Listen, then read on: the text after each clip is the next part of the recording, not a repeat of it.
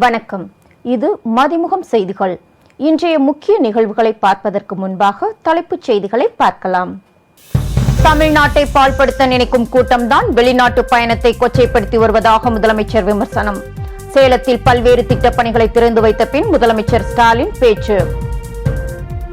பெண்களுக்கான இலவச பயண திட்டத்தை தொடங்கி வைத்தார் கர்நாடக முதலமைச்சர் சித்தராமையா. மற்ற வாக்குறுதிகளும் குறிப்பிட்ட காலத்தில் செயல்படுத்தப்படும் என சித்தராமையா உறுதி. புதிய நாடாளுமன்ற கட்டடத்தில் செங்கோல் நிறுவி சாதனை செய்துள்ளோம். பாஜகவின் 9 ஆண்டு கால சாதனை கூட்டத்தில் ஒன்றிய உள்துறை அமைச்சர் அமித்ஷா பேச்சு. மோடி ஆட்சியில் நாட்டின் கடன் 155 லட்சம் கோடி உயர்வு. நாட்டின் பொருளாதார வளர்ச்சி பாதையை சீரழித்து வருவதாக காங்கிரஸ் குற்றச்சாட்டு. அரசாணை எண் 165 உடனடியாக ரத்து செய்ய வேண்டும். தமிழக அரசுக்கு முன்னாள் முதலமைச்சர் ஓ பன்னீர்செல்வம் வலியுறுத்தல். காவியை விரட்டவும் தமிழக திராவிட அரசியலை பேணவும் பெருஞ்சித்திரனார் தேவைப்படுகிறார். பெருஞ்சித்திரனார் 28ஆம் ஆண்டு நினைவேந்தல் நிகழ்ச்சியில் திமுக துணை பொதுச் செயலாளர் ஆ. ராசா பேச்சு. விரிவான செய்திகள். தமிழ்நாட்டை பாழ்படுத்த நினைக்கும் கூட்டம்தான் வெளிநாட்டு சுற்றுப்பயணத்தை கொச்சைப்படுத்தி வருவதாக முதலமைச்சர் மு. ஸ்டாலின் சாடியுள்ளார். சேலம் மாவட்டத்தில் முதலமைச்சர் பல்வேறு நலத்திட்டங்களை தொடங்கி வைத்தது தொடர்பாக நமது செய்தியாளர் பிரபாகரன் தரும் கூடுதல் தகவல்களை கேட்போம். தமிழக முதலமைச்சர் ஸ்டாலின் பல்வேறு நிகழ்ச்சிகளில் பங்கேற்பதற்காக சேலம் மாவட்டத்திற்கு 3 நாட்கள் சுற்றுப்பயணத்தை மேற்கொண்டுள்ளார். முதல் நாளான நேற்று சேலம் மாவட்டம் திமுக சார்பாக நடைபெற்ற பொதுக்கூட்டத்தில் கலந்து கொண்டு தமிழக முதலமைச்சர் பேசினார். அதனைத் தொடர்ந்து 2ஆம் நாளான இன்று பல்வேறு நிகழ்ச்சிகளில் முதலமைச்சர் ஸ்டாலின் கலந்து கொண்டார். குறிப்பாக முன்னாள் முதலமைச்சர் கருணாநிதியின் 16 அடி உயர முழு வெண்கலச் சிலையை முதலமைச்சர் ஸ்டாலின் திறந்து வைத்தார். அதனைத் தொடர்ந்து 96 கோடி ரூபாய் மதிப்பீட்டில் நவீன வசதிகளுடன் கட்டப்பட்டுள்ள ஈரடுக்கு படிய பேருந்து நிலையத்தை முதலமைச்சர் ஸ்டாலின் திறந்து வைத்தார். ஈரடுக்கு பேருந்து நிலையத்திற்கு முன்னாள் முதலமைச்சர் கருணாநிதியின் பெயர் சூட்டப்பட்டுள்ளது குறிப்பிடத்தக்கது. அதேபோல் சேலம் கருப்பூரில் நடைபெற்ற அரசு விழாவில் கலந்து கொண்ட முதலமைச்சர் ஸ்டாலின் 1367 கோடி ரூபாய் மதிப்பீட்டில் முடிவற்ற பல்வேறு திட்டங்களை தொடங்கி வைத்தார். மேலும் 235 கோடி ரூபாய் மதிப்பில் புதிய திட்டப்பணிகளுக்கும் அடிக்கல் நாட்டிய அவர் பின்னர் நிகழ்ச்சியில் பேசிய முதலமைச்சர் ஸ்டாலின் நவீன தமிழ்நாட்டை உருவாக்கிய சிற்பி மறைந்த முன்னாள் முதலமைச்சர் கருணாநிதி என்று தெரிவித்தார். அப்படிப்பட்ட கருணாநிதியை முழு வசனகர்த்தாவாக மாற்றிய ஊர் என்றால் அது சேலம் என குறிப்பிட்டார். அவரது நூற்றாண்டின் முதல் வெண்கல சிலையை சேலத்தில் நிறுவியது பொருத்தமான ஒன்று என முதலமைச்சர் ஸ்டாலின் பேசினார். அதேபோல் திமுக அரசு சேலம் மாவட்டத்திற்கு எண்ணிலடங்கா திட்டங்களை செய்ய உள்ளதாகவும் சேலம் மாவட்டத்திற்கு இன்னும் அதிக திட்டங்கள் வரவுள்ளதாக தெரிவித்தார். திமுக அரசு சொன்னதைத்தான் செய்வோம், செய்வதைத்தான் சொல்வோம் என்ற அடிப்படையில் செயல்பட்டு வரக்கூடிய அரசாக இருப்பதாக முதலமைச்சர் ஸ்டாலின் பேசினார். நன்றி பிரபாகரன். கர்நாடக மாநிலத்தில் பெண்கள் அனைவரும் அரசு பேருந்துகளில் இலவசமாக பயணம் செய்யும் சக்தி திட்டத்தை முதலமைச்சர் சித்தராமையா தொடங்கி வைத்தார். கர்நாடக சட்டமன்ற தேர்தலில் காங்கிரஸ் தனி பெரும்பான்மையுடன் ஆட்சியை கைப்பற்றியுள்ளது. முதல்வராக சித்தராமையாவும் துணை முதல்வராக டி. சிவக்குமாரும் பொறுப்பேற்றவுடன் மிக முக்கிய தேர்தல் வாக்குறுதிகளை அம்மாநில அரசு நிறைவேற்றி வருகிறது. அதன்படி தமிழகத்தில் திமுக அரசு செயல்படுத்தி வரும் நகர பேருந்துகளில் மகளிருக்கு இலவசம் என்பது போல கர்நாடகாவிலும் மகளிருக்கு இலவச பேருந்து சேவையை முதல்வர் சித்தராமையா தொடங்கி வைத்தார். பின்னர் முதல்வர் சித்தராமையா மற்றும் துணை முதல்வர் டி. சிவக்குமார் ஆகியோர் ஒன்றாக அரசு பேருந்தில் பயணித்தனர். பெங்களூருவில் இந்த நிகழ்ச்சி துவக்கி வைக்கப்பட்ட அதே நேரத்தில் அனைத்து மாவட்டங்களிலும் இந்த திட்டம் துவக்கி வைக்கப்பட்டது. வேலூரில் நடைபெற்ற பாஜக பொதுக்கூட்டத்தில் ஒன்றிய அமைச்சர் அமித்ஷா பேசிக்கொண்டு இருக்கும் போதே மக்கள் பாதியில் கலைந்து சென்றதால் பொதுக்கூட்டம் வெறிச்சோடி காணப்பட்டது. இது குறித்து நமது செய்தியாளர் கௌசல்யா தரும் கூடுதல் தகவல்களை கேட்போம். பாஜக அரசின் 9 ஆண்டு கால சாதனை விளக்க பொதுக்கூட்டம் வேலூரில் நடைபெற்றது. இதனைத் தொடர்ந்து தமிழகத்தில் கட்சி நிகழ்வுகளில் கலந்து கொள்வதற்காக நேற்று இரவு விமானம் மூலம் ஒன்றிய அமைச்சரும் பாஜக மூத்த தலைவருமான அமித்ஷா சென்னை வந்தார். நேற்று இரவு முக்கிய நிர்வாகிகளுடன் ஆலோசனை நடத்தினார். அதனைத் தொடர்ந்து இன்று சென்னை கோவிலாம்பாக்கத்தில் நடைபெற்ற வரும் 2024ஆம் ஆண்டுக்கான மக்களவைத் தேர்தல் பிரதமர் வேட்பாளர் குறித்து தென் சென்னை தொகுதி பாஜக நிர்வாகிகள் கூட்டத்தில் அமித்ஷா பங்கேற்று பேசினார். இதனையடுத்து அமித்ஷா வேலூரில் காந்தநேரியில் நடைபெறும் பாஜக 9 ஆண்டு கால சாதனை விளக்க பொதுக்கூட்டத்தில் கலந்து கொண்டு பேசினார். பாஜக மாநில தலைவர் அண்ணாமலை, சி. ரவி, ஏ. சண்முகம் உள்ளிட்டோரும் வேலூர் மாவட்ட கலெக்டர் மற்றும் முக்கிய பிரமுகர்கள் பங்கேற்றனர். பாஜக பொதுக்கூட்டத்தில் உள்துறை அமைச்சர் அமித்ஷா பேசிக் கொண்டிருந்த போது மேடை அருகே இருந்த பெரிய பேனர் ஒன்று திடீரென சரிந்து விழுந்தது அங்கு பரபரப்பை ஏற்படுத்தியது. அதிர்ஷ்டவசமாக பேனர் அருகே மக்கள் யாரும் இல்லாததால் அசம்பாவிதம் ஏதுமின்றி தவிர்க்கப்பட்டது. தகவலுக்கு நன்றி கௌசல்யா. பிரதமர் நரேந்திர மோடி தலைமையிலான பாஜக ஆட்சியில் நாட்டின் கடன் ரூபாய் 155 லட்சம் கோடியாக அதிகரித்துள்ளதாக காங்கிரஸ் குற்றம் சாட்டியுள்ளது. பிரதமர் மோடி தலைமையில் பாஜக அரசு 9 ஆண்டுகளை நிறைவு செய்திருக்கும் நிலையில் நாடு முழுவதும் சாதனை விளக்க பொதுக்கூட்டங்களை பாஜகவினர் நடத்தி வருகின்றனர். இந்த நிலையில் பாஜக ஆட்சிக்கு வருவதற்கு முன்பு இருந்த நாட்டின் மொத்த கடன் 55 லட்சம் கோடியை 9 ஆண்டுகளில் பிரதமர் மோடி 155 லட்சம் கோடியாக உயர்த்தியிருப்பதாக காங்கிரஸ் குற்றம் சாட்டியுள்ளது. இது தொடர்பாக செய்தியாளர்களிடம் பேசிய காங்கிரஸ் செய்தி தொடர்பாளர் சுப்ரியா ஸ்ரீநேட், தற்போதைய பொருளாதார நிலைக்கு மோடி அரசின் தவறான பொருளாதார நிர்வாகமே காரணம் என தெரிவித்தார். அரசாணை எண் 165ஐ உடனடியாக தமிழக அரசு ரத்து செய்ய வேண்டும் என முன்னாள் முதலமைச்சர் ஓ பன்னீர்செல்வம் வலியுறுத்தியுள்ளார். இது தொடர்பாக அவர் வெளியிட்டுள்ள அறிக்கையில் 2023ஆம் ஆண்டு மே 31ஆம் தேதி வெளியிடப்பட்ட அரசாணை எண் 165 படி ஓய்வூதியதாரர்கள் மற்றும் குடும்ப ஓய்வூதியதாரர்கள் தங்களுடைய உயிர்வாழ் சான்றிதழை அவர்கள் எந்த மாதத்தில் ஓய்வு பெற்றார்களோ அந்த மாதத்தில் வழங்க வேண்டும் என்றும் 1 மாதம் சலுகை காலம் வழங்கப்படும் என்றும் தெரிவிக்கப்பட்டுள்ளதாக குறிப்பிட்டுள்ளார். அதேபோல் விடுதலை போராட்ட ஓய்வூதியம் உள்ளிட்ட பல்வேறு திட்டங்களின் கீழ் பயன்பெறுபவர்களுக்கும் பொருந்தும் என்றும் இதனை உரிய காலத்தில் மேற்கொள்ளவில்லை என்றால் ஓய்வூதியம் நிறுத்தப்படும் என்றும் குறிப்பிடப்பட்டுள்ளது. இந்நிலையில் ஓய்வூதியதாரர்கள் மற்றும் குடும்ப ஓய்வூதியதாரர்கள் நலனை கருத்தில் கொண்டு உயிர்வாழ் சான்றிதழ் நிதித்துறை அரசாணை எண் 165ஐ உடனடியாக ரத்து செய்ய வேண்டும் என்றும் இதுகுறித்து ஓய்வூதியதாரர்கள் சங்கத்தின் கருத்தினை கேட்டு அதன் அடிப்படையில் செயல்பட வேண்டும் என்றும் தமிழக அரசுக்கு முன்னாள் முதலமைச்சர் ஓ பன்னீர்செல்வம் வலியுறுத்தியுள்ளார். காவியை விரட்டவும் தமிழக திராவிட அரசியலை பேணவும் பெருஞ்சித்திரனார் தேவைப்படுவதாக திமுக துணை பொதுச் செயலாளர் ஆ ராசா தெரிவித்துள்ளார். சென்னை அடையாறில் உள்ள முத்தமிழறிஞர் பேரவையில் தமிழ் தேசிய தந்தை பாவலரேறு பெருஞ்சித்திரனாரின் 28ஆம் ஆண்டு நினைவேந்தல் மற்றும் படத்திறப்பு நிகழ்ச்சி நடைபெற்றது. நிகழ்ச்சியில் திமுக துணை பொதுச் செயலாளர் ஆ ராசா, விசிக தலைவர் தொல் திருமாவளவன், மதிமுக துணை பொதுச் செயலாளர் மல்லை சத்யா, வழக்கறிஞர் அருள்மொழி ஆகியோர் பங்கேற்று பேசினர். நிகழ்வில் பேசிய ஆ ராசா, இன்றைய காவியை விரட்ட பெருஞ்சித்திரனார் தேவைப்படுவதாக தெரிவித்தார். தமிழ்ங்கிறாங்களே எல்லாமே. இந்த திருமாவுக்கு தெரியுமா? 300 கோடி மொழி வளர்ச்சிக்காக, அதில் 10 கோடி தமிழுக்கு, 7 கோடி மலையாளத்துக்கு, 3 கோடி கன்னடியருக்கு, மீதி இருக்கிற அத்தனை கோடியும் சமஸ்கிருதத்துக்கு. அப்போ மொழியை காப்பாற்ற வேண்டும் என்று பெருஞ்சித்திரனார் விரும்பினார். மானமும் அறிவும் பெரிது என்று சொன்ன பெரியாரை இந்த மண்ணுக்கு அறிமுகப்படுத்தி அவர் வாழ வேண்டும் என்று விரும்பினார். இன்னும் சொல்ல போனால் பல்கலைக்கழகங்களே பெரியாரை கொண்டாடுங்கள், எல்லா பல்கலைக்கழகங்களும் பண்டாரகர் பட்டம் கொடுக்க வேண்டும், முனைவர் பட்டம் பெரியாருக்கு கொடுக்க வேண்டும் என்று பேசியவர். ஆக அப்படிப்பட்ட ஒரு தனித்த ஆளுமை உள்ள, மொழியையும் நாட்டையும் ஆளாமல் துஞ்சுவதில்லை என்று பிரகடனப்படுத்திய ஒரு மகா தலைவர் இன்றைக்கு நமக்கு காவியை விரட்ட தேவைப்படுகிறார். திராவிட அரசியலை, தமிழக அரசியலை பேண பயன்படுகிறார், எதிரிகளை அழிக்க பயன்படுகிறார். எனவே அவரை வாழ்த்துவோம், வணங்குவோம். நன்றி. பின்னர் பேசிய விசிக தலைவர் தொல் திருமாவளவன், சமஸ்கிருதத்திற்கு என்று தனி நிலம் இல்லை என்பதால் பார்ப்பனர்கள் ஒட்டுமொத்த இந்தியாவை தங்களின் தேசமாக ஆக்க முயற்சிப்பதாக குற்றம் சாட்டினார். இந்தியா இருக்கிற வரை இந்து மதம் இருக்கும். இந்து மதம் என்பதுதான் இந்தியாவாக இருக்கிறது. இந்து மதம் இருக்கிற வரையில் சாதிய ஆதிக்கம் இருக்கும், சாதிய கட்டமைப்பு இருக்கும். சாதிய கட்டமைப்பு இருக்கிற வரையில் பார்ப்பன மேலாதிக்கம் இருக்கும், ஆரிய மேலாதிக்கம் இருக்கும். அதிலிருந்து நம்மால் விடுபட முடியாது. ஆகவே தமிழ்நாடு என்பது ஒரு தனி தேசமாக விடுதலை பெற வேண்டும் என்பது பாவலரேறு ஐயாவின் கருத்தாக்கமாக இருக்கிறது என்பதை இங்கே எடுத்துரைத்தார். அது பாவலரேறு அவர்களுடைய கருத்து. அதனால்தான் தமிழ்நாடு விடுதலை படையை உருவாக்கிய தமிழரசனை போற்றினார் நம்முடைய ஐயா பாவலரேறு அவர்கள். அதனால்தான் தமிழீழ விடுதலைக்கான அண்ணன் மேதகு பிரபாகரன் அவர்களை போற்றினார் பாவலரேறு ஐயா அவர்கள்.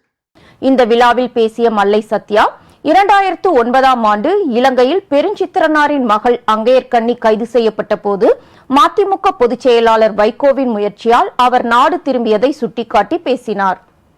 ஆவணப்படுத்த வேண்டும் என்ற விருப்பத்தோடு அங்கையர்கண்ணி அங்கு சென்றபோது சிங்கள பேரினவாத அரசு அவரை கைது செய்தது. தமிழ்நாடு பட்டி எறிந்தது.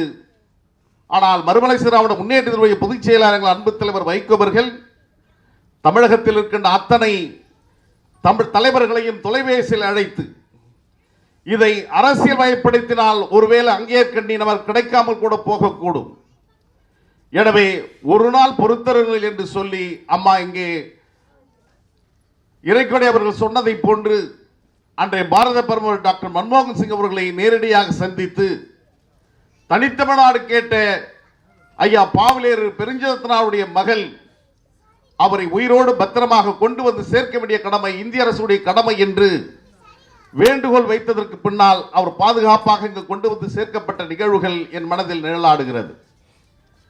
எனவே இந்த காலகட்டத்தில் இந்த சிலை எல்லா இடத்திற்கும் கொண்டு சேர்க்க வேண்டிய நிழல்பாட்டில் நாம் நின்று கொண்டிருக்கின்றோம்.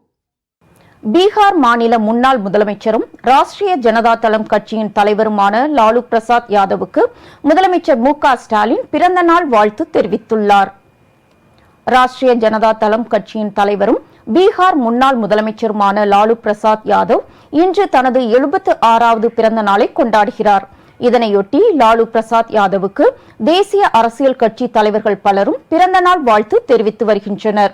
இந்த நிலையில் தமிழக முதலமைச்சர் மு.க. ஸ்டாலின் லாலு பிரசாத் யாதவுக்கு பிறந்த நாள் வாழ்த்து தெரிவித்துள்ளார். இது தொடர்பாக முதலமைச்சர் மு.க. ஸ்டாலின் தனது ட்விட்டரில் மூத்த அரசியல் தலைவர் லாலு பிரசாத் யாதவ் அவர்களுக்கு பிறந்தநாள் வாழ்த்துக்கள் என்றும் கண்ணியத்திற்கு அவர் கொடுத்த முக்கியத்துவம் தந்தை பெரியாரால் வழிநடத்தப்பட்ட நமது சுயமரியாதை இயக்கத்தின் அரசியலுக்கு மிகவும் நெருக்கமாக உள்ளதாக நிகழ்ச்சி தெரிவித்தார். 76வது பிறந்த நாளில் வட இந்தியாவில் மண்டல அரசியலை வலுப்படுத்த மக்கள் சேவையில் இன்னும் பல ஆண்டுகள் சுறுசுறுப்பாக இருக்க வாழ்த்துவதாக முதலமைச்சர் குறிப்பிட்டுள்ளார். டெல்லியில் அமல்படுத்தப்பட்ட அவசர சட்டம் விரைவில் பிற மாநிலங்களிலும் அமல்படுத்தப்படும் என தகவல் கிடைத்துள்ளதாக அரவிந்த் கெஜ்ரிவால் தெரிவித்துள்ளார். டெல்லி ராம்லீலா மைதானத்தில் நடந்த பொதுக்கூட்டத்தில் உரையாற்றிய டெல்லி முதலமைச்சர் அரவிந்த் கெஜ்ரிவால் பிரதமர் மோடி டெல்லியில் நடக்கும் பணிகளை தினமும் தடுத்து வருவதாக குற்றம் சாட்டினார். அதேபோல் டெல்லியில் அமல்படுத்தப்பட்ட அவசர சட்டம் விரைவில் பிற மாநிலங்களிலும் அமல்படுத்தப்பட வாய்ப்புள்ளதாக அவர் எச்சரித்துள்ளார். சாத்தூர் சட்டமன்ற தொகுதியில் துரை வைகோ போட்டியிட சீட் ஒதுக்கும்படி திருப்பூர் துரைசாமியிடம் தான் பேசியதாகவும் அதற்கு அவர் மறுத்ததாகவும் வெளியான செய்தி உண்மைக்கு புறம்பானது என மதிமுக துணை பொதுச் செயலாளர் மல்லை சத்யா விளக்கம் அளித்துள்ளார். இது தொடர்பாக மல்லை சத்யா வெளியிட்ட அறிக்கையில் 2021ஆம் ஆண்டு நடைபெற்ற 16வது தமிழக சட்டமன்ற பொதுத் தேர்தலில் திமுக தலைமையிலான மதசார்பற்ற முற்போக்கு கூட்டணியில் மதிமுக போட்டியிட விரும்பும் தொகுதிகளை கேட்டுப் பெற தலைவர் வைகோ தன்னுடைய தலைமையில் பேச்சுவார்த்தை குழுவை அமைத்ததை சுட்டிக்காட்டியுள்ளார். 4 கட்ட பேச்சுவார்த்தையின் இறுதியில் மதிமுக போட்டியிட மதுராந்தகம், அரியலூர், மதுரை தெற்கு, சாத்தூர், பல்லடம், வாசுதேவநல்லூர் ஆகிய 6 தொகுதிகளை திராவிட முன்னேற்றக் கழகம் ஒதுக்கீடு செய்ததையும் மல்லை சத்யா குறிப்பிட்டுள்ளார். 6 தொகுதிகளில் போட்டியிட விரும்பும் கழக வேட்பாளர்களை தேர்வு செய்ய கழகத்தின் ஆட்சி மன்ற குழு கூடி ஜனநாயக முறையில் யார் போட்டியிட்டால் வெற்றி வாய்ப்புகள் எளிதாக இருக்கும் என்பதை தீவிரமாக பரிசீலித்து 6 தொகுதிகளின் வேட்பாளர் பட்டியல் இறுதி செய்யப்பட்டு அறிவிக்கப்பட்டதாகவும் அதில் சாத்தூர் தொகுதியில் போட்டியிட ரகுராமனை ஆட்சி மன்ற குழு தேர்வு செய்ததையும் அவர் சுட்டிக்காட்டியுள்ளார். உண்மை இவ்வாறு இருக்க சாத்தூர் சட்டமன்ற தொகுதியில் துரை வைகோ போட்டியிட விரும்புவதாகவும் அதற்கு அப்போதைய அவைத்தலைவராக இருந்த திருப்பூர் துரைசாமியிடம் அனுமதி பெற தான் அவரிடம் பேசியதாகவும் அதற்கு அவர் மறுத்ததாகவும் இன்றைய நாளிதழ்களில் செய்தி வந்திருப்பது உண்மைக்கு புறம்பானது என மல்லை சத்யா விளக்கம் அளித்துள்ளார். ராணுவ வீரர் பிரபாகரன் மனைவி தாக்கப்பட்டதாக வரும் செய்தி உண்மையல்ல. வதந்தி பரப்புவோர் மீது கடுமையான நடவடிக்கை எடுக்கப்படும் என திருவண்ணாமலை எஸ்பி கார்த்திகேயன் எச்சரிக்கை விடுத்துள்ளார். இந்திய ராணுவத்தில் பணியாற்றும் திருவண்ணாமலையைச் சேர்ந்த பிரபாகர் என்பவர் இடப்பிரச்சினை காரணமாக தனது மனைவி மீது தாக்குதல் நடந்திருப்பதாக கூறி வெளியிட்ட வீடியோ சமூக வலைதளங்களில் வைரலானது. இது குறித்த விசாரணை நடத்தி அறிக்கை தாக்கல் செய்யுமாறு அம்மாவட்ட காவல்துறை உத்தரவிட்டிருந்தது. இந்த நிலையில் ராணுவ வீரர் பிரபாகர் குடும்பத்தினருக்கு போலீஸ் பாதுகாப்பு அளிக்கப்பட்டுள்ளதாக திருவண்ணாமலை மாவட்ட கண்காணிப்பாளர் கார்த்திகேயன் தெரிவித்துள்ளார். இந்திய ராணுவ வீரர் பிரபாகர் சமூக ஊடகங்களில் வெளியிட்ட வீடியோவை கொண்டு நடத்தப்பட்ட முதற்கட்ட விசாரணையில் குத்தகைக்கு கடை விட்டது தொடர்பாக அவரது குடும்பம் ராமு என்பவரது குடும்பத்துடன் தகராறில் ஈடுபட்டது தெரியவந்துள்ளதாக கார்த்திகேயன் விளக்கம் அளித்துள்ளார். இரு தரப்பினருக்கும் கைகலப்பு ஏற்பட்டுள்ள நிலையில் புகாரின் அடிப்படையில் எஃப்ஐஆர் பதிவு செய்யப்பட்டு வழக்கு விசாரணை நடைபெற்று வருவதாகவும் உரிய சட்ட நடவடிக்கை எடுக்கும் வரை ராணுவ வீரரின் குடும்பத்தினருக்கு காவல்துறை பாதுகாப்பு அளிக்கும் எனவும் அவர் உறுதியளித்துள்ளார். முதற்கட்ட விசாரணையில ராணுவ வீரரோட மனைவியை யாரும் மாணவர்கள் படுத்தல அப்படின்றது நமக்கு தெரிய வருது. ராணுவ வீரருக்கு தவறான தகவல் கொடுக்கப்பட்டதாக நமக்கு தெரிய வருது. இருப்பினும் இரண்டு தரப்புலுமே புகார் கொடுத்திருக்காங்க. இதை தொடர்ந்து நம்ம வழக்கு பதிவு பண்ணியிருக்கோம். குற்றவாளிகள் யாரா இருந்தாலும், இந்த சம்பவத்தில் ஈடுபட்டவங்க யாரா இருந்தாலும் அவங்க மேல கடுமையான நடவடிக்கை எடுக்கப்படும் நான் தெரிவிச்சுக்கிறேன். கண்டிப்பாக கைது நடவடிக்கையும் மேற்கொள்ளப்படும் தெரிவிச்சுக்கிறேன். இது மட்டும் இல்லாம ராணுவ வீரோட மனைவிக்கு காவல் பாதுகாப்பு கொடுக்கப்பட்டுள்ளது. மேலும் இது சம்பந்தமாக யாரும் எந்த ஒரு வதந்தியையும் நம்ப வேண்டாம் என்று திருவண்ணாமலை மாவட்ட காவல்துறை சார்பாக நான் கேட்டுக்கொள்கிறேன். 12,000 பகுதி நேர ஆசிரியர்களுக்கு மே மாதம் ஊதியம் வழங்குவதோடு அவர்களை பணி நிரந்தரம் செய்ய வேண்டும் என தேமுதிக தலைவர் விஜயகாந்த் கோரிக்கை விடுத்துள்ளார். இது தொடர்பாக விஜயகாந்த் வெளியிட்டுள்ள அறிக்கையில், பள்ளிகள் திறக்க உள்ள நிலையில் மே மாதம் சம்பளம் வழங்குவதோடு பணி நிரந்தரம் அறிவிப்பை வெளியிட்டு 12,000 பகுதி நேர ஆசிரியர்கள் குடும்பங்களின் கஷ்டத்தை போக்கிட முதலமைச்சர் மு.க. ஸ்டாலின் ஆணையிட வேண்டும் என கேட்டுக் கொண்டுள்ளார். 12 ஆண்டுகளாக தற்காலிகமாகவே பகுதி நேர ஆசிரியர்கள் பணிபுரிவதால் அவர்களின் வாழ்வாதாரம் கடுமையாக பாதிக்கப்பட்டுள்ளதாக தெரிவித்துள்ள விஜயகாந்த், இன்றைய காலகட்டத்தில் 10,000 போதுமானதாக இருக்காது என்பதை முதலமைச்சர் நினைத்து பார்த்து கருணை அடிப்படையில் 12,000 பகுதி நேர ஆசிரியர்களின் வாழ்வாதாரத்தை மீட்க வேண்டும் என வலியுறுத்தியுள்ளார். அரிசி, பருப்பு, மளிகை பொருட்களின் விலை உயர்வை கட்டுப்படுத்த நடவடிக்கை எடுக்க வேண்டும் என பாமக நிறுவனர் ராமதாஸ் வலியுறுத்தியுள்ளார். இதுகுறித்து அவர் வெளியிட்டுள்ள அறிக்கையில், அரிசி, பருப்பு மற்றும் மளிகை பொருட்களின் விலை உயர்வை சமாளிக்க முடியாமல் தமிழக மக்கள் கடுமையான அவதிக்கு உள்ளாகியுள்ளதாக தெரிவித்துள்ளார். தமிழக அரசு ஏற்கனவே அறிவித்தவாறு நியாய விலை கடைகள் மூலம் மீண்டும் மலிவு விலையில் உளுந்து வழங்க வேண்டும் என்றும், மளிகை பொருட்களையும் நியாய விலை கடைகள் மூலம் மானிய விலையில் வழங்க தமிழக அரசு முன்வர வேண்டும் என பாமக நிறுவனர் ராமதாஸ் வலியுறுத்தியுள்ளார். தமிழ்நாட்டில் பல்வேறு மாவட்டங்களில் நடைபெற்ற நிகழ்வுகளை நம் தமிழ்நாடு பகுதிகளில் பார்க்கலாம்.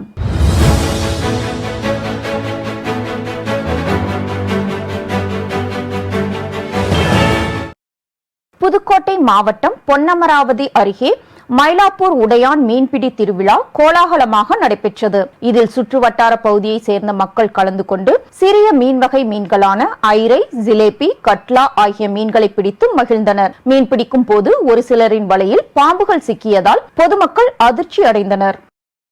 ராமநாதபுரம் மாவட்டம் சித்தூர் ஊராட்சிக்கு உட்பட்ட வன்னிவயல் கிராமத்தில் தமிழ்நாடு கட்டுமானம் மற்றும் அமைப்பு சாரா தொழிலாளர் நல வாரியங்களின் சமூக பாதுகாப்பு திட்டத்தின் மூலம் சிறப்பு உறுப்பினர் சங்கம முகாம் நடைபெற்றது. இந்த முகாமில் பதிவு செய்யாத அமைப்பு சாரா தொழிலாளர்கள் நல வாரிய உறுப்பினராக பதிவு செய்து பயனடைந்தனர். பாதிக்கப்பட்ட மல்யுத்த வீராங்கனைகளுக்கு சமநீதி கிடைக்கவும் வழக்கை திசை திருப்பும் முடிவில் செயல்படும் பாசிச பாஜகவை கண்டித்தும் திருச்சி மாவட்டம் பாலக்கரை பகுதியில் மாபெரும் கண்டன ஆர்ப்பாட்டம் நடைபெற்றது. ஆர்ப்பாட்டத்திற்கு கட்சியின் மாவட்ட தலைவர் சரத்சிங் தலைமை தாங்கினார். தூத்துக்குடி மாவட்டம் கோவில்பட்டியில் நிறுத்தி வைக்கப்பட்டிருந்த ராஜ்கமல் என்பவரின் கார் 200 அடி தூரம் தானாக சென்று ஓடையில் சிக்கிய சம்பவம் பரபரப்பை ஏற்படுத்தியுள்ளது. தகவல் அறிந்து வந்த கோவில்பட்டி மேற்கு காவல் நிலைய காவல்துறையினர் ஜேசிபி மற்றும் வாகனங்களை மீட்கக்கூடிய ரெக்கவரி வாகனம் ஆகியவற்றை கொண்டு காரை லாபகமாக வெளியே எடுத்தனர். நாகை மாவட்டம் கீழ்வேலூரில் இந்து சமய அறநிலையத்துறையின் கீழ் செயல்பட்டு வரும் 5 வட்டத்து அம்மன் உயர்நிலைப் பள்ளி கடந்த 8 ஆண்டுகளாக 10ஆம் வகுப்பு தேர்வில் தொடர்ந்து 100% தேர்ச்சி பெற்று வருகிறது. இதனை பாராட்டும் விதமாக கீழ்வேலூர் ரோட்டரி சங்கத்தின் சார்பாக கீழ்வேலூர் ரோட்டரி சங்க தலைவர் சா சந்திரசேகரன் தலைமையில் பாராட்டு விழா நடைபெற்றது. இது இப்போ பார்த்தீங்கன்னா இதுவே எங்களுக்கு ஒரு மோட்டிவேஷன் மாதிரி தான். 400 மார்க்குக்கு மேலே 20 மாணவிகள் தான் இந்த வருஷம் எங்களால் வாங்க வைக்க முடிஞ்சுது. அடுத்த வருஷம் ஏன்னா இதை மாணவிகள் பார்க்கும்பொழுது ஐயோ நம்ம இன்னுமா அடுத்த வருஷம் வரும்போது நம்மளும் இந்த பரிசு வாங்கணும், நமக்கும் இந்த இது கிடைக்கணுங்கிற அந்த ஆர்வத்தை உண்டு பண்ணுறது. அதனால் வர்ற வருஷம் கண்டிப்பாக அதே ரோட்டரி சங்கத்தில் இன்னும் கண்டிப்பாக நான் ஒரு 50 மாணவிகளையாவது நாங்கள் வந்து 400க்கு மேலே வாங்க வைப்போம். மாவட்ட அளவில் கண்டிப்பாக முதலிடம் வாங்க வைக்கிறது தான் எங்களுடைய முதல் எய்ம்னு வச்சுருக்கோம். வாங்கியிருக்கோம் போன வருடம் மாவட்டத்திலேயே வந்து அதிக மாணவிகளை அனுப்பி மாவட்டத்தில் முதலிடம் நாங்கள் பெற்றிருக்கோம். அதுக்காக மாவட்ட ஆட்சியரே எங்களுக்கு வந்து பரிசு கொடுத்துருக்காரு, அதாவது சர்டிஃபிகேட் கொடுத்துருக்காங்க. அது மட்டும் இல்லாமல் ஹெச்ஆர்என்ஸில் இந்து சமய அறநிலைத்துறையில் கட்டுப்பாட்டின் கீழ் இயங்கும் பள்ளிகளில் இந்த 5 வட்டத்தவன் பள்ளியானது முதலிடத்தில் நாங்கள் இருக்கோங்கிறதையும் சொல்லி பெருமைப்படுறோம். அரியலூரில் கலைஞரின் நூற்றாண்டு விழா பொதுக்கூட்டம் நடைபெற்றது. இந்த கூட்டத்தில் கழக அமைப்பு செயலாளர் RS பாரதி கலந்து கொண்டு சிறப்புரையாற்றினார். மாவட்ட கழக செயலாளரும் போக்குவரத்து துறை அமைச்சருமான SS சிவசங்கர் முன்னிலை வகித்தார். கூட்டத்தில் பேசிய கழக அமைப்பு செயலாளர் RS பாரதி, தமிழ்நாடு முதலமைச்சர் வெளிநாடு சென்று 2000 கோடிக்கு மேல் அந்நிய முதலீட்டு ஒப்பந்தத்தில் கையெழுத்து போட்டுவிட்டு வந்ததை பொறுத்துக்கொள்ள முடியாத ஆளுநர் பல்வேறு விமர்சனங்களை முன்வைத்து வருவதாக குற்றம் சாட்டினார். திருவள்ளூர் மாவட்டம் காமராஜர் துறைமுகத்தில் தமிழ்நாடு காவல்துறையில் மகளிர் காவலர்கள் பொன்விழா ஆண்டை முன்னிட்டு 2023ஆம் ஆண்டிற்கான பாய்மர படகு பயணம் நடைபெற்றது. சென்னை முதல் கோடியக்கரை வரையிலும் சென்று மீண்டும் அங்கிருந்து சென்னை திரும்பக்கூடிய இந்த பாய்மர பயணத்தில் தமிழக கடலோர பாதுகாப்பு பெண் காவலர்கள் 1000 கிலோமீட்டர் தூரம் 7 நாட்கள் கடலில் பயணம் மேற்கொள்ள உள்ளனர். திருவள்ளூர் மாவட்டம் பொன்னேரி அருகே பெரிய கரும்பூரில் குளம் தூர்வாரும் பணியின் போது 2.5 அடி உயர ஐம்பொன் அம்மன் சிலை கண்டெடுக்கப்பட்டுள்ளது. ஐம்பொன் அம்மன் சிலையை கைப்பற்றிய வருவாய்த்துறை அதிகாரிகள் ஆட்சியர் அனுமதியுடன் ஆய்வுக்காக காஞ்சிபுரத்தில் உள்ள தொல்லியல் துறை ஆய்வகத்திற்கு சிலை அனுப்பி வைக்கப்படும் என்றும் தெரிவித்துள்ளனர். ராணிப்பேட்டை மாவட்டம் கலவை அருகே பேனரை அகற்றிய ஓய்வு பெற்ற தபால் ஊழியர் மின்சாரம் தாக்கி உயிரிழந்தார். மேட்டுக்காலனி பகுதியை சேர்ந்த ஓய்வு பெற்ற தபால் ஊழியரான ராஜாங்கம் அதே பகுதியில் உள்ள தனியார் திருமண மண்டபத்தில் வாட்ச்மேனாக பணிபுரிந்து வருகிறார்.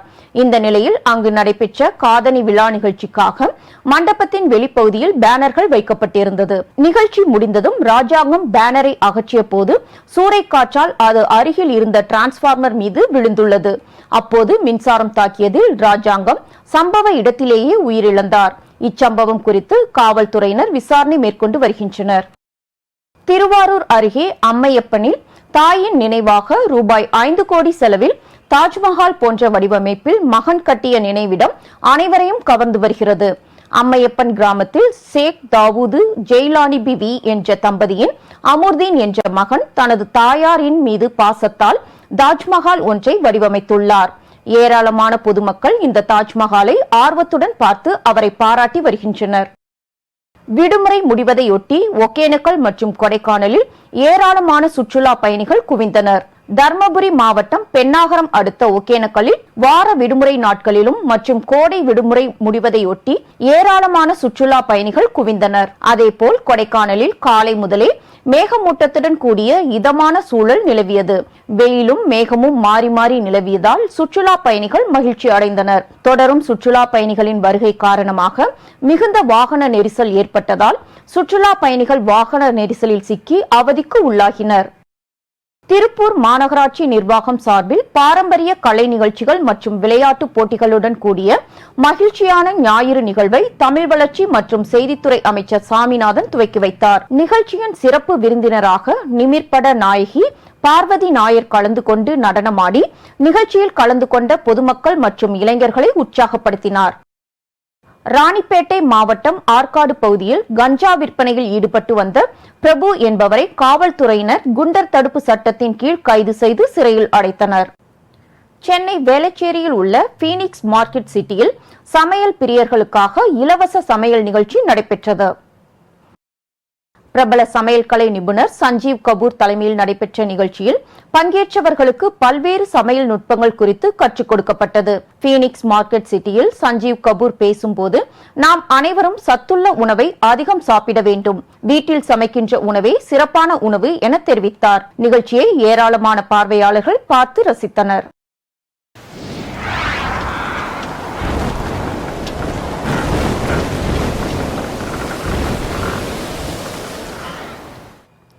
தமிழகத்தில் 15ஆம் தேதி வரை மிதமான மழைக்கு வாய்ப்புள்ளதாக சென்னை வானிலை ஆய்வு மையம் தெரிவித்துள்ளது.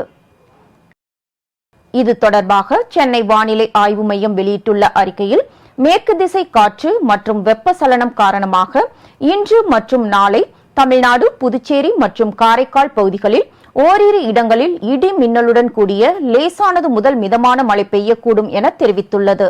அதேபோல் 15ஆம் தேதி வரை தமிழ்நாடு, புதுச்சேரி மற்றும் காரைக்கால் பகுதிகளில் ஒரு சில இடங்களில் இடி மின்னலுடன் கூடிய லேசானது முதல் மிதமான மழை பெய்யக்கூடும் என சென்னை வானிலை ஆய்வு மையம் தெரிவித்துள்ளது. சென்னையை பொறுத்தவரையில் அடுத்த 48 மணி நேரத்திற்கு வானம் ஓரளவு மேகமூட்டத்துடன் காணப்படும் என்றும், நகரின் ஓரிரு இடங்களில் இடி மின்னலுடன் கூடிய லேசானது முதல் மிதமான மழை பெய்யக்கூடும் எனவும் தெரிவித்துள்ளது.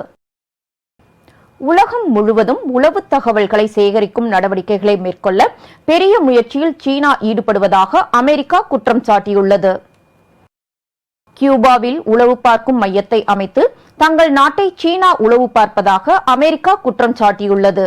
இந்நிலையில் தென்கிழக்கு அமெரிக்கா முழுவதும் மின்னணு தகவல் தொடர்புகளை சீனா ஒட்டு கேட்க அண்மை காலமாக சீனா கியூபாவில் உளவு தளத்தை பராமரித்து வருவதாக தெரிவித்துள்ளது. இதற்காக உளவுத்துறை சேகரிப்பு வசதிகளை கடந்த 2019ஆம் ஆண்டில் மேம்படுத்தியதாகவும் அமெரிக்க அதிபர் மாளிகை நிர்வாக அதிகாரிக்கு தகவல் கிடைத்துள்ளது. இதனை அடுத்து உலகம் முழுவதும் உளவு தகவல்களை சேகரிக்கும் நடவடிக்கைகளை மேற்கொள்ளும் பெரிய முயற்சியில் சீனா ஈடுபடுவதாக அமெரிக்கா குற்றம் சாட்டியுள்ளது. ஜப்பானில் ஹொக்கைடோவில் 6.2 ரிக்டர் அளவிலான மிகப்பெரிய நிலநடுக்கம் ஏற்பட்டுள்ளது. வடக்கு ஜப்பானில் ஹொக்கைடோ பகுதியில் சக்தி வாய்ந்த நிலநடுக்கம் ஏற்பட்டுள்ளது. இது ரிக்டர் அளவில் 6.2 மற்றும் 140 கிலோமீட்டர் ஆழத்தில் வலுவான நிலநடுக்கம் ஏற்பட்டுள்ளது என ஜப்பான் வானிலை ஆய்வு மையம் தெரிவித்துள்ளது. மேலும் இந்த நிலநடுக்கத்தினால் சுனாமி எச்சரிக்கை எதுவும் விடுக்கப்படவில்லை என வானிலை மையம் தெரிவித்துள்ளது. மீண்டும் தலைப்புச் செய்திகள். தமிழ்நாட்டை பாழ்படுத்த நினைக்கும் கூட்டம்தான் வெளிநாட்டு பயணத்தை கொச்சைப்படுத்தி வருவதாக முதலமைச்சர் விமர்சனம். சேலத்தில் பல்வேறு திட்டப்பணிகளை திறந்து வைத்த பின் முதலமைச்சர் ஸ்டாலின் பேச்சு. பெண்களுக்கான இலவச பயண திட்டத்தை தொடங்கி வைத்தார் கர்நாடக முதலமைச்சர் சித்தராமையா. மற்ற வாக்குறுதிகளும் குறிப்பிட்ட காலத்தில் செயல்படுத்தப்படும் என சித்தராமையா உறுதி. புதிய நாடாளுமன்ற கட்டடத்தில் செங்கோல் நிறுவி சாதனை செய்துள்ளோம். பாஜகவின் 9 ஆண்டு கால சாதனை கூட்டத்தில் ஒன்றிய உள்துறை அமைச்சர் அமித்ஷா பேச்சு. மோடி ஆட்சியில் நாட்டின் கடன் 155 லட்சம் கோடி உயர்வு. நாட்டின் பொருளாதார வளர்ச்சி பாதையை சீரழித்து வருவதாக காங்கிரஸ் குற்றச்சாட்டு. அரசாணை எண் 165 உடனடியாக ரத்து செய்ய வேண்டும். தமிழக அரசுக்கு முன்னாள் முதலமைச்சர் ஓ பன்னீர்செல்வம் வலியுறுத்தல். காவியை விரட்டவும் தமிழக திராவிட அரசியலை பேணவும் பெருஞ்சித்திரனார் தேவைப்படுகிறார். பெருஞ்சித்திரனார் 28ஆம் ஆண்டு நினைவேந்தல் நிகழ்ச்சியில் திமுக துணை பொதுச் செயலாளர் ராசா பேச்சு. இத்துடன் செய்திகள் நிறைவடைந்தன. மீண்டும் செய்திகள் இரவு 10:30 மணிக்கு. மேலும் செய்திகளை தெரிந்து கொள்ள மதிமுகம் பிரைம் யூடியூப் தளத்தில் இணைந்திருங்கள்.